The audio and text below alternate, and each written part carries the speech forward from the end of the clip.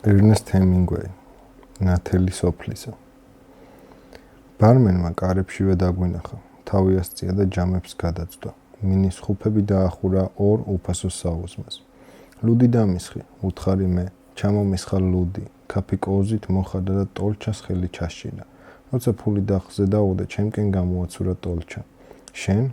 კითხა მან ტომს. მეც ლუდი, ჩამოასხა, ქაფი მოხადა და ფული რომ დაინახა, ახლა ტომასისკენ გააცურა ტოლჩა. რა მოგივიდა? კითხა ტომმა. ბარმენს არაფერი უპასუხნია, თავი ასწია და კარებისკენ გაიხედა. შენა? კითხა ახალ შემოსულს. არაყი, უთხრა მან.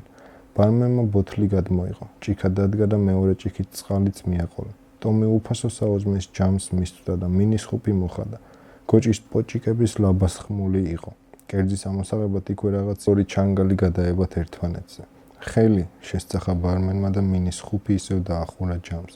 ტომს ხელში შერჩა ხის ჩანგლების მაკრატელი. დადე, უთხრა ბარმენმა.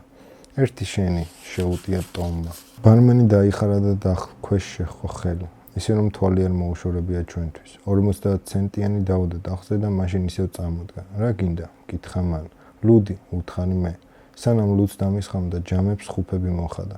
ყარს ეგ შენი გოჭის ლაბა, უთხრა ტომმა და ლუკმა უკანვე გადმოაგდო. იატაკზე. ბარმენს არაფერი უპასუხნია. იმ კაცმა არყის ფული გადაიხარა და უკან აღარც მოუხედავს, ისე გავიდა გარეთ.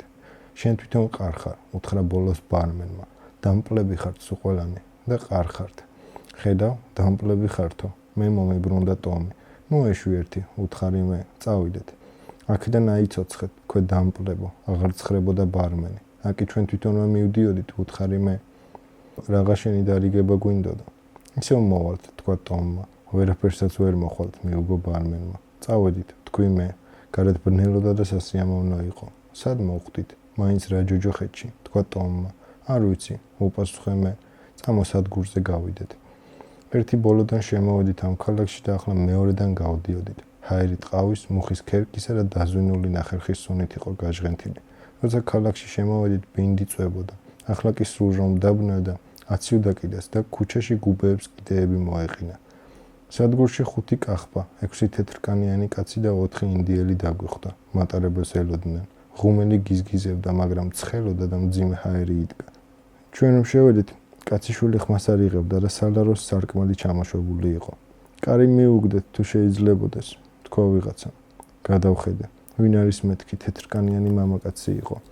მასაც სხვებივით ტყავის შარვალი, ტყის მჭრელის რეზინის ჩექმები და უჯრულა პერანგი ეცვა, მაგრამ ქუდი არ ეხურა. თეთრი გაქათქათებული სახე ჰქონდა, ხელებიც თეთრი და წვრილი.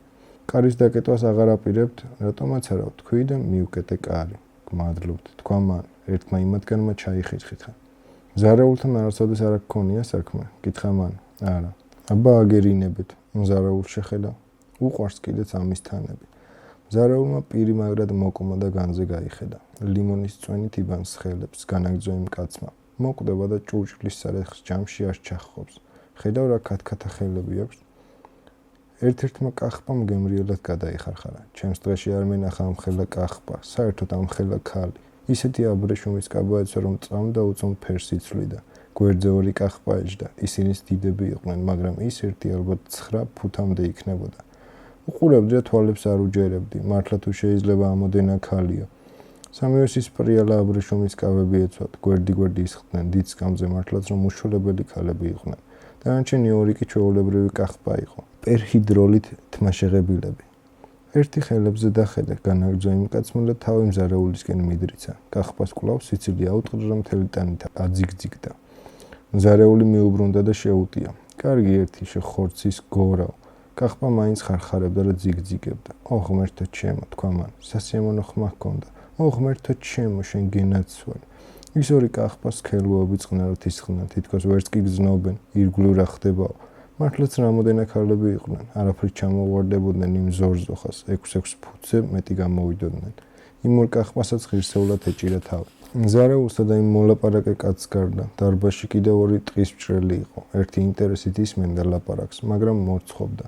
მეორე კი ეტყობოდა საუბარში ჩარევას აპირებდა.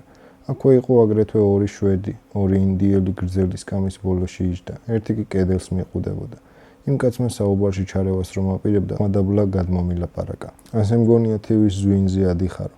გამეცინა და ტომსაც ვუთხარი.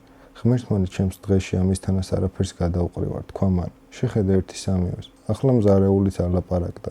რამდენი წლისა ხართ, ბიჭებო?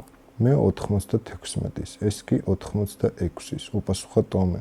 ჰო, კვლავ აძიგძიგდა ზორზოხა კახბა. მართლაც სასიამოვნო ხმა ჰქონდა. დანარჩენ კახბებს არც გავუღიმიათ. არ შეიძლება ცოტა უფრო წესიერად მოიქცეთ, თქვა მზარეულმა. მე ხომ მეგობრულად გკითხეთ. 17-ისა და 19-ისა ვართ, ვუთხარი მე. რა მოგივიდა? მე მომიბრუნდა ტომი. არა უშავს. შეგიძლიათ ალისი დამიძახოთ, განაცხადა ზორზოხა კახბამ და ისევ ძიგძიგი აუწყდა. ალისი გქვია? ჩაეკითხა ტომი. მაშა, უპასუხა კახბამ. ალისი, ხომ მართალს ვამბობ? კითხა მან იმ კაცს, რომელიც მზარეულის გვერდით იჯდა. ჰო, ალისი, შენ გინდა ალისი დაგიძახონ, უთხრა მზარეულმა. მქვია კიდეც მეუღო კახბამ. ამათ? კითხა ტომმა. ჰეიზლი და ეთელი, უპასუხა ალისმა. ჰეიზლმა და ეთელმა გაიღიმეს, დიდი ჭკუის კოლოფები ვერ იყვნენ. შენ რაღა გქვია? კითხე ერთ-ერთს იმ თმაშეღებულთაგან. ფრენსისი, მიპასუხა მან. გვარი? ფრენსის უილსონი. რაში გეკითხება? შენა? კითხე მეორეს. რას ჩაგვეცივდი, თქვა მან. მაგას ის უნდა რომ დავმეგობრდეთ ყველანი. თქვა იმ კაცმა პირველად რომ წამოიწყო ლაპარაკი. შენ არ გინდა დავმეგობრდეთ? არა, მიუგო თმაშეღებულმა. შენთან მეგობრობა სულაც არ მინდა. ჰო, ირა კაპასი ყოფილა, თქვა ტყის მჭრელმა. ნამდვილი კაპასია. ხერა კახბამ მეორე ქერას შეხედა და თავი გააქნია. ყეყეთში ჩაილაპარაკა მან. ალისს ისევ აუწყრას ეცივდა მთელი ტანით აძიგძიგდა. რა ნახეს ასაცილო? შეუტია მზარეულმა. ძალიან გულიანად კი იცინით, მაგრამ სასაცილო არაფერია აქა. თქვენ საით გაგიწევიათ, ყმაწვილებო? თქვენ თვითონ საით მიემგზავრებით? კითხა ტომმა. კადილაკში მინდა ჩავიდე, მეუღო მზარეულმა. ყოფილ ხართ ოდესმე? დამყავს იქა. თვითონ და არ არის. თქვა ტყავის შარულიანმა ტყისჭრელმა. აღარ მოგწყინდათ მაგისთან ლაპარაკი, შეესწახა მზარეულმა. არ შეიძლება წესიერად ვილაპარაკოთ. სტივ კეტჩელი იყო კადილაკელი. ედ უოლგერტიც, შენიშნა მორცმა ტყისჭრელმა. სტივ კეტჩელი, შეესწახა ერთ-ერთმა ქერამ. თითქოს ამ სახელის გაგონებანა ერთმაშად შეანჯღრიაო. საკუთარმა მამამ ესროლა და მოჰკლა. ხო, ღმერთმანი, საკუთარმა მამამ. ახლა სადღაც შეხვდები სტივ კეტჩელისთანა კაცს. სტივი თუ სტენლი კეტჩელი, იკითხა მზარეულმა. მოკეტე ერთი, შეუტია ქერამ. სტივ კეტჩელის ამბავს შენ გეკითხება? სტენლი, საიდან მოიტანე? სტივ კეტჩელისთანა ლამაზი და მოხდენილი კაცი ჯერაც არ გაჩენილა ქვეყანაზე. ჩემს დღეში არ მინახავს მაგისთანა სუფთა, მაგისთანა წმინდა და ლამაზი კაცი. მაგნაირი კაცი არ მოსწრებია ქვეყანას. ვეფხვით რომ გაივლი და ჰოირა შეუდარებელი სილამაზის პატრონი იყო, რა გულუხვი და რა მხარჯველი. იცნობდი? კითხა ერთ-ერთმა ტყის მჭრელმა. იცნობდიო? მე თუ ვიცნობდი, იქნებ ისიც ვკითხოთ თუ გეყვარდაო. მე მეკითხები მაგას.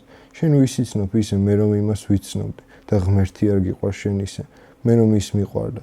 მაგისთან ღონიერი მოხდენილი წმინდა და ლამაზი კაცი მეორე არ დადიოდა ქვეყნად და საკუთარ მამამ კი გაიმეტა, ძაღლივით მოკლა. სანაპიროზეც ყოფილ ხარ იმასთან ერთად? არა, მე უფრო ადრე ვიცნობდი. რამდენ კაც შევხვედრი ვარ, მაგრამ მაგის მეტი არ ვიმყარებია. ყველა პატივისცემით განიმსჭვალა თმაშეღებელი ქალის მიმართ, რომელმაც მგზნება და თეატრალური ტონით წარმოთქვა ეს სიტყვები. ალისი კი ის აძიგძიგდა. გვერდით ვეჯექი და მაშინვე ვიგრძენი. ჩვენც ცოლად გახვებოდი, უთხრა მზარეულმა. მისი კარიერის გაფუჭებას მოვერიდე, მეუღო თმაშეღებელმა კახბამ. ზედმეტ ბარგად რად უნდა ავკიდებოდი, ცოლი არ იყო მისი საქმე. ო, ღმერთო რა ვაშკაცი იყო. კარგია, რომ ასე იხსენიებ, უთხრა მზარეულმა, მაგრამ მგონი ჯეკ ჯონსონმა ნოკაუტი გაუკეთა იმას. უხი მანკეს, თქვა თმაშეღებელმა. მოტყვევით აჯომა იმ სიფათ გაბრტყელებულმა ზანგმა, რა დიდი რამე უნდოდა ჯეკ ჯონსონის მაგნაბუშარა ზანგის გალახვას. მაგრამ მოტყუებით აჯობა. სალაროს სარკმელი გაიღო და სამივე ინდიელი იქითკენ გაემართა. გაუკეთა კიდეც სტივმა ნოკდაუნი, განაგრძო თმაშეღებელმა. მერე მე მომხედა და გამიღიმა. აკი სანაპიროზე არ შევხვედრივარო, თქვა ვიღაცამ. საგანგებოდ ჩავედი მაგ შეჯიბრებად და დასასწრებად. სტივმა მე მომიხედა და გამიღიმა. იმ ძაღლის გაგდებულმა კი დრო იხელთა და მოულოდნელად ამოვარტყა. ას მაგისთანა ძაღლის გაგდებულს გალახავდა სტივი. დიდებული მოკრივე იყო, შენიშნა ტყისჭრელმა. მაშინ არადა, თქვა თმაშეღებელმა. ერთი ახლა მოიკითხონ მაგისთანა მოკრივეები. ნამდვილი ღმერთი იყო, სუფთა, წმინდა, ლამაზი, რბილი, ვეფხუის სწრაფი, ელვასავით გავარდებოდა ხოლმე. კინოში მინახავს ეგ მატჩი, თქვა ტომმა. ყველანი დააღვანდით, ალისი ისევ ძიგძიგებდა. გავხედე და ვნახე ტიროდა, ინდიელები ბაქანზე გაკრებილიყვნენ. იმას რა ქმარი შეედრებოდა, განაგრძო თმაშეღებელმა. ღვთის განგებით ვიყავით ჩვენ დაქორწინებულები. Ახლაც კი მისი საკუთრება ვარ, მუდამაც მისი ვიქნები მთელი ჩემი არსებით. სხეულს რას დავეძებ, ვისაც უნდა იმან წაიღოს ეს სხეული, ჩემი სული კი მხოლოდ სტივ კეტჩეტს ეკუთვნის. ღმერთო რა ვაშკაცი იყო. ყველანი ავირიეთ, გულზე დარდი შემოგვაწვა. ბოლოს ალისმა, რომელიც ისევ ძიგძიგებდა დაიწყო. რა ბინძურად ტყუი, უთხრა მან თავისი დაბალი ხმით. შენ თვითონ ხომ იცი, რომ სტივ კეტჩელთან ერთად არ წოლილ ხარ. როგორ მიბედავ შენ მაგას, ამაყას შესწახათმა შეღებელმა. იმიტომ გიბედა რომ მართალს ვამბობ, მეუღო ალისმა. აქ ყოფთაგან ერთ-ერთი მე ვიცნობდი სტივ კეტჩელს. მე თვითონ მანსელონელი ვარ და სწორედ იქ შევხვდი. ამას მართალს ვამბობ. შენც ხომ იცი რომ მართალს ვამბობ და ღმერთმაახლავე გამაცხებინოს სული თუ მართალს არ ვამბობდე. მეც გამაცხებინოს, თქვათ მაშეღებილმა. მართალს ვამბობ, მართალს. შენც ხომ იცი რომ მართალს ვამბობ. არაფერი არ მომიგონია და ახლაც კარგად მახსოვს რა მითხრა მაშინ. რა გითხრა მაინც? კითხეთ მაშეღებილმა, რომელსაც სახეზე კმაყოფილება აღბეჭდოდა. ტრილისაგან ისე აძიგძიგებდა ალის, რომ ენა ძლივს დაიმორჩილა. შენაო ისეთი გემრიელი ნაჭერი ხარ ალისო, სწორედ ასე მითხრა. ტყუილია შესახათმა შეღებილმა. მართალს გეუბნები, უპასუხა ალისმა. ნამდვილად ისე მითხრა. ტყუილია, მედიდურად გაიმეორა თმა შეღებილმა.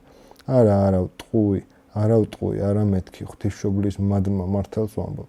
სტივი მაგას არ იტყოდა, მაგნაირი ლაპარაკი არ იცოდა, თმა შეღებლის ბედნიერი ღიმილი გადაეფინა სახეზე. მართალს გეუბნებით, თავისი სასიამოვნო ხმით წარმოთქვა ალისმა. გინდა დაიჯერე, გინდა არა. მე რა მენაღვლება, უკვე დამშვიდებულიყო, აღარა ტიროდა. სტივი მაგისთან რამეს არას დიდებით არ იტყოდა, განაცხადა თმა შეღებილმა. სწორედ ასე მითხრა, თქვა ალისმა და გაიღიმა. ახლაც კარგად მახსოვს, როდის მითხრა და მართლაც რომ გემრიელი ნაჭერი ვიყავი მაშინ. ის კი არა და შენ ახლაც კი გჯობივა შეწყლისგან დაცლილო სათბურა ბოთლო.